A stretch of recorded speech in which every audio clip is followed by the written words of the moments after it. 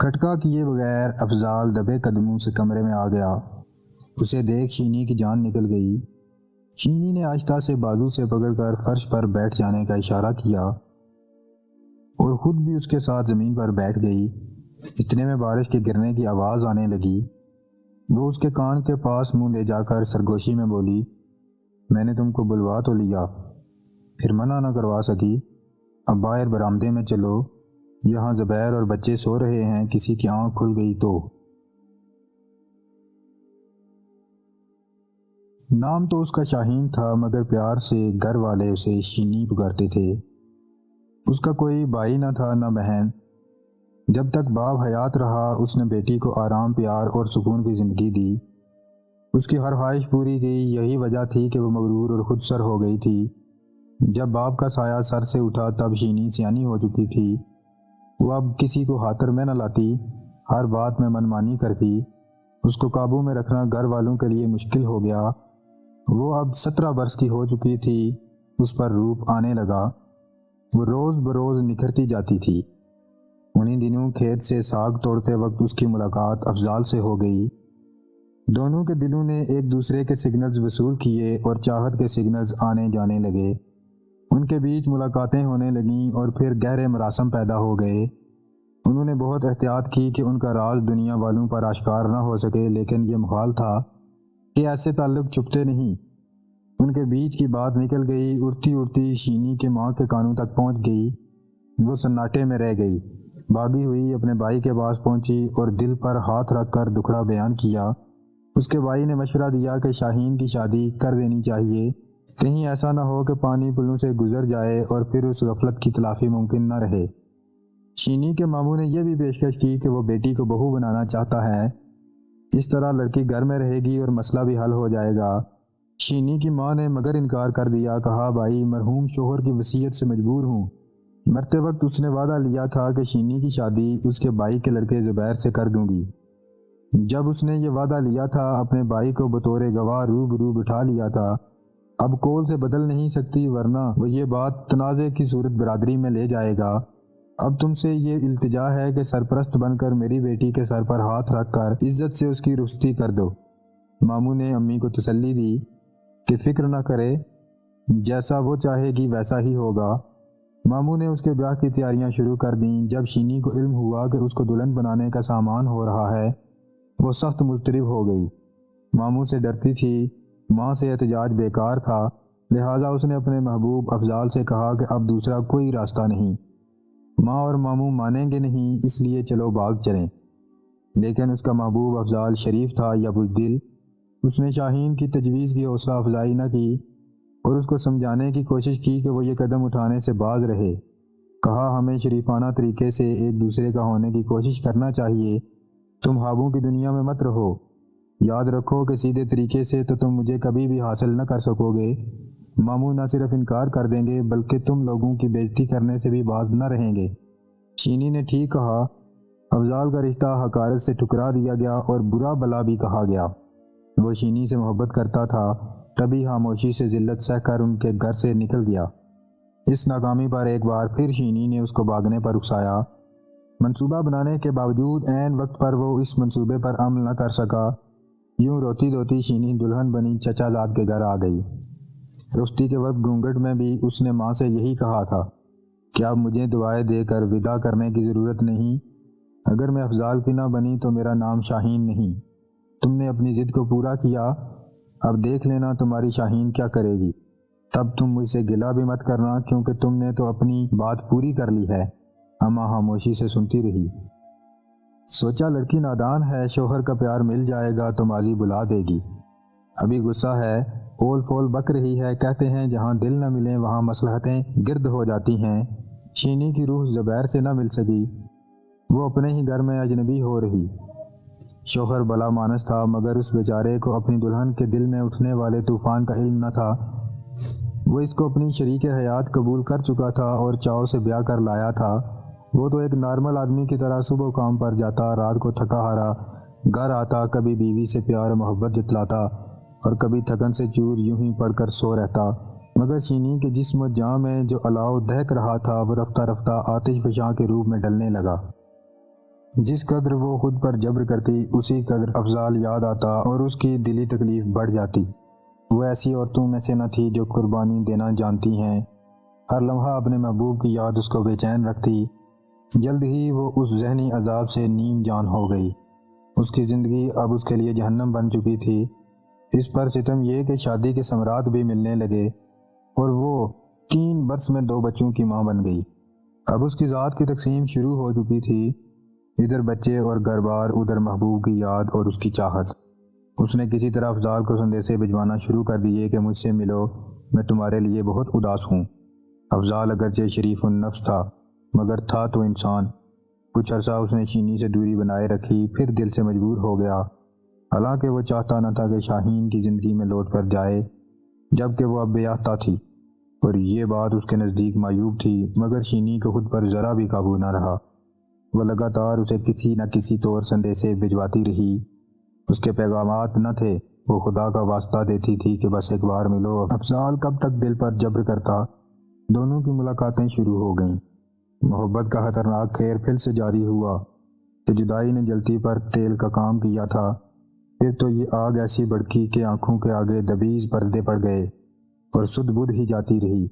رات نصف شب گزر جاتی تو زبیر گہری نیند سو جاتا۔ شینی جان خطرے میں ڈال کر افضال سے ملنے نکل کھڑی ہوتی۔ ایک رات جب وہ کھیتوں کی طرف افضال سے ملنے نکلی تو کتوں نے اسے آ لیا اور بھونک بھونک کر آسمان سر پر اٹھا لیا۔ تو اس کی خوش قسمتی کہ افضال قریب ہی تھا، جس نے اس کو کتوں سے بچایا اور ان کو ڈرا کر بھگا دیا، ورنہ ساری بستی ہی اس رات جاگ کر ان پر حملہ آور ہو جاتی۔ اب کھیتوں میں ملنے میں خطرہ تھا۔ شینی نے افضال کو مجبور کیا کہ وہ اس کو اس کے گھر میں آ کر ملے۔ یہ تو اور بھی پرخطر راہ تھی، مگر برا ہو عشق کا کہ اس کو لطف ہی پرخطر راہ پر چلنے میں آتا ہے۔ بالآخر محبوبہ کے مجبور کرنے پر وہ راضی ہو گیا۔ یہ کہنا چاہیے کہ اس کی مت ماری گئی کہ یہ دونوں زبیر کے گھر کے اندر ملنے لگے۔ جب رات گہری ہو جاتی اور زبیر دن کی مشقت سے تھکا ہارا نیند کی آغوش میں بے خبر سو جاتا تو جان کو خطرے میں ڈال کر افضال شینی سے ملنے اس کے گھر میں آ جاتا۔ وہ اس کے آنے کے وقت سے پہلے دبے قدموں ڈیوڑ میں جا کر کنڈی کھول دیتی تھی۔ وہ رات کے اندھیرے میں اس کے پاس آتا اور پو پھٹنے سے قبل چلا جاتا۔ یہ روز تو نہ ملتے تھے، مہینے میں 3-4 بار افضال کو جان ہتھیلی پر رکھ کر چینی کی خوشی کی خاطر کانٹوں کی اس باڑ کو پھلانگنا پڑتا تھا، کیونکہ وہ گھر سے باہر اس سے ملنے سے قاصر تھی۔ اس روز شام سے ہی بادل گرے ہوئے تھے۔ افضال کو شینی کا سندیسہ ملا کہ آج ملاقات کا موسم ہے۔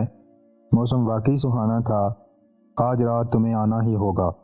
یہ سندیسہ اسے ملا تو وہ شام سے ہی رات کا انتظار کرنے لگا۔ زبیر کام سے گھر آیا۔ وہ آج بہت تھکا ہوا تھا، سارا دن تھریشر پر چڑھ کر بھاری کام نمٹایا تھا، تمام فصل سے بھوسا الگ کر کے سمیٹ بھی دیا تھا۔ آج وہ بے حد تھک گیا تھا۔ بادل دیکھ کر اس نے کہا، شینی، رات کو بارش ضرور ہوگی، کھانا دے تاکہ میں سو جاؤں۔ کھانا کھا کر بارش کے خیال سے وہ صحن میں سونے کے بجائے اس کمرے میں جا کر سو گیا جہاں اس کی بیوی افضال سے ملتی تھی۔ گھر میں 2 ہی کمرے تھے، دوسرے کمرے میں ساس، سسر اور دیور سو رہے تھے۔ آج وہ بھی صحن کی بجائے اندر جا سوئے تھے کہ بارش ہوگی تو نیند خراب ہوگی۔ اب شینی پریشان تھی کہ افضال کو سندیسہ بھیج چکی ہے۔ کھلے صحن میں اس کے ساتھ باہر بیٹھنا خطرے کو آواز دینا تھا، اوپر سے بارش ہو گئی تو۔ اس کے کمرے میں 2 ہی چارپائیاں تھیں، ایک پر زبیر سو رہا تھا اور دوسری چارپائی پر اس نے اپنے دونوں لڑکوں کو سلا دیا تھا۔ خود اس کے سونے کو کونے میں ایک کھٹیا پڑی رہ گئی تھی۔ ابھی بوندا باندی شروع نہ ہوئی تھی، رات آدھی بیت گئی تھی۔ وہ دبے قدموں صحن پار کر کے بیرونی دروازے کی کنڈی کھول کر آ گئی۔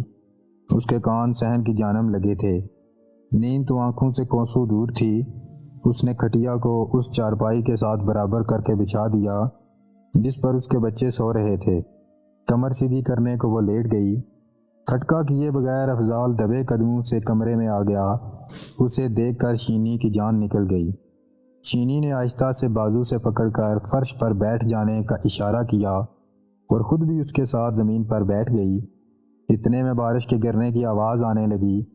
وہ اس کے کان کے پاس منہ لے جا کر سرگوشی میں بولی، میں نے تم کو بلوا تو لیا مگر منع نہ کروا سکی۔ اب باہر برآمدے میں چلو، یہاں زبیر اور بچے سو رہے ہیں۔ کسی کی آنکھ کھل گئی تو جملہ ادھورا چھوڑ کر وہ اس کو کمرے سے باہر لے آئی۔ خدا کی کرنی کہ بارش تیز ہو گئی اور پھر موسلادھار مینہ برسنے لگا۔ ابھی وہ سوچ ہی رہے تھے کہ کیا کریں کہ کھٹکا ہوا اور سسر کے کھانسنے کی آواز آئی۔ وہ سمجھ گئی سسر بارش کا جائزہ لینے برآمدے میں آنے والا ہے۔ تم گندم کی کوندی کے پیچھے ہو جاؤ، یہ ایک نظر بھینس اور گائے پر ڈال کر واپس چلا جائے گا۔ اتنے میں لاٹھی ٹیکتے سسر برآمدے میں آ گئے۔ یہ دونوں جہاں بیٹھے تھے وہاں ہی بیٹھے رہ گئے۔ صد شکر کہ بوڑھے کی بینائی کمزور تھی اور دیے کی روشنی مدھم۔ اس نے ادھر دیکھا ہی نہیں جدھر یہ بیٹھے تھے۔ جانوروں کو باڑے کے اندر پایا تو مڑ کر اپنے کمرے میں چلا گیا۔ تب ان کی جان میں جان آئی۔ اگرچہ مینہ تیز برس رہا تھا مگر اب افضال کا مزید رکنا موت کو دعوت دینا تھا۔ وہ برستی بارش میں چلنے کو ہوا۔ تبھی بچے کے رونے سے زبیر کی آنکھ کھل گئی۔ بیوی کو کمرے میں نہ پا کر اس نے لالٹین ہاتھ میں پکڑی اور برآمدے میں آیا۔ اس کے قدموں کی آہٹ سن کر افضال کوندی کے پیچھے چھپ گیا اور شینی تیز قدموں سے کمرے کو لپکی۔ اس نے شوہر کو دہلیز پر جا لیا۔ کدھر چلی گئی تھی؟ بچے کے رونے کا ہوش نہیں؟ میری نیند خراب کر دی اس نے۔ میں دیکھنے گئی تھی کہ مویشی صحن میں تو نہیں رہ گئے ہیں۔ وہ یہ کہتی جلدی سے بچے کے پاس گئی اور اس کو پہلو میں لٹا کر خود اس کے پاس لیٹ گئی۔ بن بناتا شوہر بھی آ کر اپنی چارپائی پر لیٹ گیا۔ وہ اب اس کے سو جانے کا انتظار کرنے لگی۔ افضال بدستور کوندی کے پیچھے کھڑا تھا۔